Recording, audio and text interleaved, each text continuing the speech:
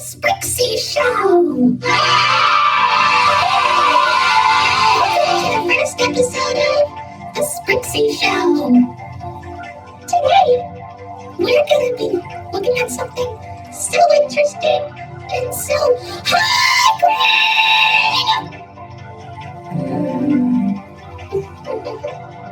Oopsies.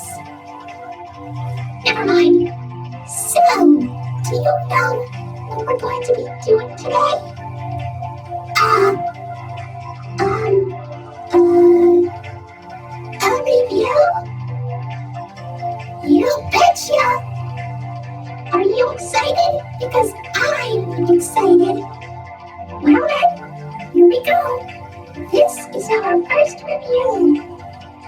Welcome to Pooh Corner. It's a good place to start, huh? Agreed. I heard about this show. It's, don't worry, Orange. Please just calm down. It's okay. Mom, I don't want to hear about it anymore. Please. I don't like this show. I want to go home now. Can we just skip this review, please? Please. Anyway, let's continue with the review. Well, first of all, it looks like an innocent Winnie the Pooh show, huh? Well, it is. It's worth noting that this is the very, very first Winnie the Pooh TV series. And as you can see, it's live action. Who doesn't love live action? Okay. Let's play it straight. Let's just take a look at some of the differences. The biggest difference is Winnie the Pooh himself. He looks like Winnie the Pooh, only some people think he's creepy looking. Well, the cartoon Winnie, he's kind of cute. As you would expect, that's his regular appearance. But the live action one in Pooh Corner, he's kind of, dare I put it, a little bit unnatural. I mean, his head seems a little too small, obviously because it's a costume, and people don't have that big of a head. And I don't know, just seeing him walk around in like full body when there's somebody in the costume, it's just, I don't know. And don't even get me started about those eyes. I don't know why they made his eyes look like that. I guess it's just so he can blink. Who can blink without those? And does anybody know what they all look like? I assume they look like something. It's probably because of how low budget they are that they can't really afford to make them look so good. You know what I'm doing? Piglet is, he looks kind of cute. I'm pretty sure that the person who made these costumes had to make sure that they fit the people, were able to have their heads and their bodies be perfectly fit. But piglets, I wonder how small the person in the piglet costume was. Probably a little person or something. I don't know. But let's look at the differences between this piglet costume and the cartoon piglet. Well, the head's a little bit roundish. Also, this version of Piglet wears a scarf. Well, Piglet, we all know, does not wear a scarf. I mean, it is a cute-looking scarf. I do like scarves, but, well, I don't know. He feels so cute in that scarf, I must say. Now let's look at Tigger. I understand Tigger is known to bounce on his tail, but because this is live action, I'm guessing there was no way they were able to make him bounce with his tail. I mean, a fake tail isn't enough and say, well, any tiger's tail, I must say. Also, I think that he's a little too, dare I say, quick. But you know what? I guess that's what makes Tigger funny. He's supposed to be really energetic. He's kinda cool here. He's really, really in character. The only difference is that instead of a pink nose, he has a black nose. I don't know, maybe they didn't have enough pink fabric to make the nose when they were making the costumes. Oh well. Now as for Eeyore, he is considered to be, well, an old gray donkey. As he is. But the thing is about this version of Eeyore is that he's less depressed and more cheerful. Also, I don't know if this is tied to any of the other stuff, but he really, really likes to eat thistles. I mean, thistles are plants, so I guess maybe they kind of put that into the actual Pooh stuff, but I guess that we've never really had that information, and we've only heard it here. Also, how does the Eeyore costume work? So for Kanga, I understand Kanga is kind of the female in the Winnie the Pooh cast, but just seeing the live-action version of Kanga, well, in Welcome to Pooh Corner form, she kind of looks a little bit like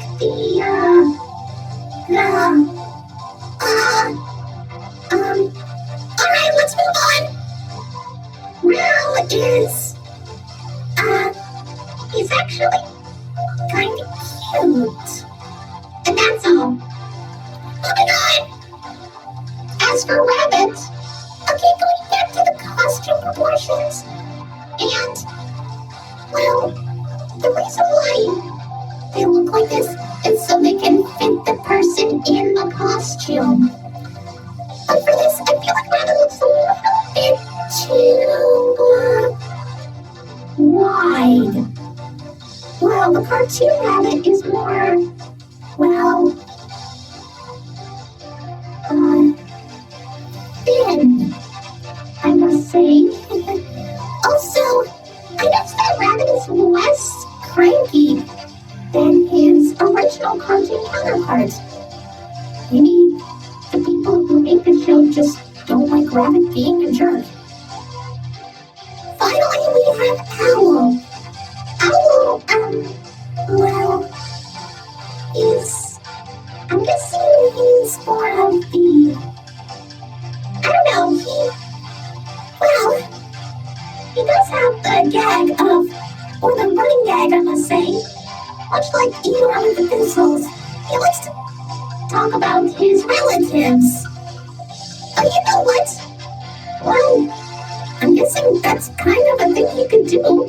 I mean, yeah, sure, he can be very mature and wise, but yeah, just hearing him talk about his relatives is kind of amusing, I guess.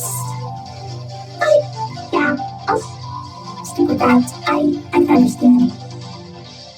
Jimmy Green, I never knew that the characters had some interesting looks and personalities. It almost felt like that I missed something from the original stuff. Or should I say, the actual stuff that's been around for the longest. I know.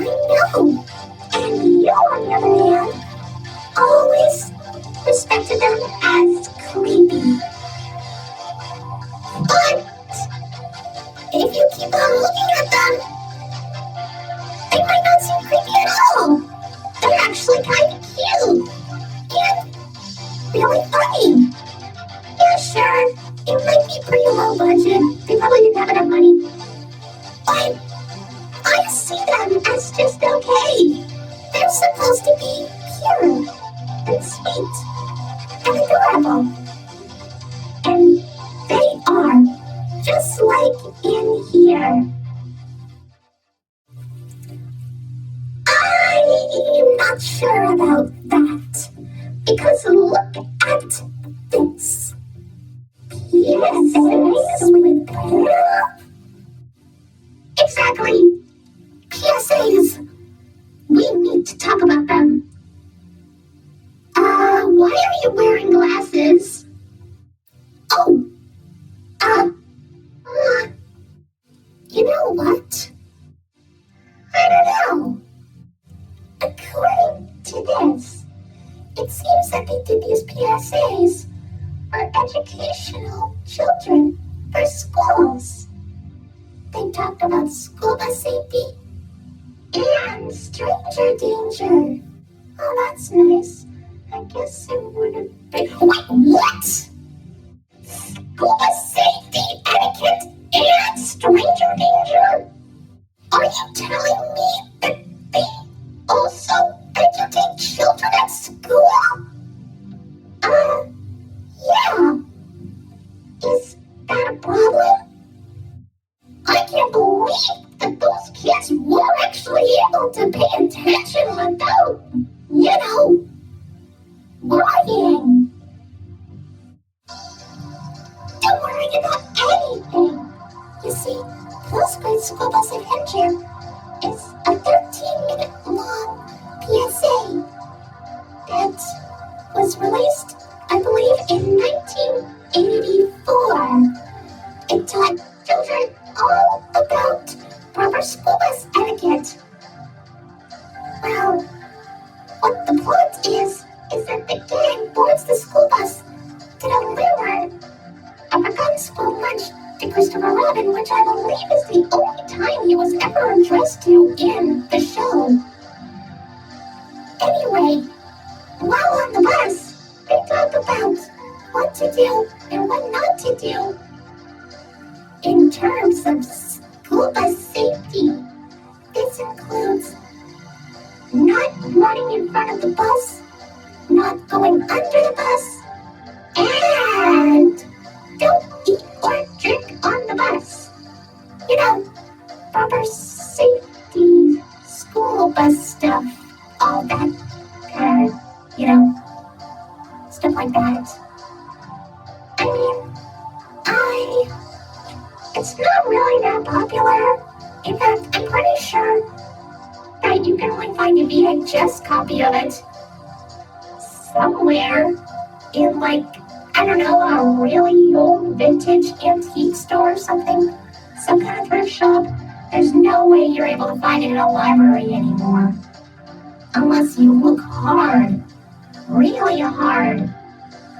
I mean, come on.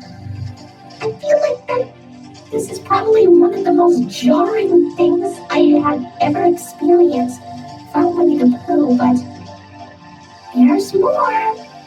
However, there was another PSA, which is obviously the stranger danger one. Too Smart for Strangers was released in 1985 and was 45 minutes long. That is a very long one, but it's lasted 45 minutes. In this one, you have to learn all about stranger danger. It features a few kids talking about what to do when approached by a stranger and what they do when, that happens. And of course, the Winnie the Pooh characters also give some tips on how to stay safe. Don't let a stranger in your house when a parent isn't home. Don't take anything from a stranger if they offer it to you, and run away when approached by a stranger while on the street. The reason why this is so infamous is because, they also talk about molestation, which is, touching private parts. They talk about private parts in this. But despite all of that, it's still a really good show, just like all the other ones. Well, that's our show.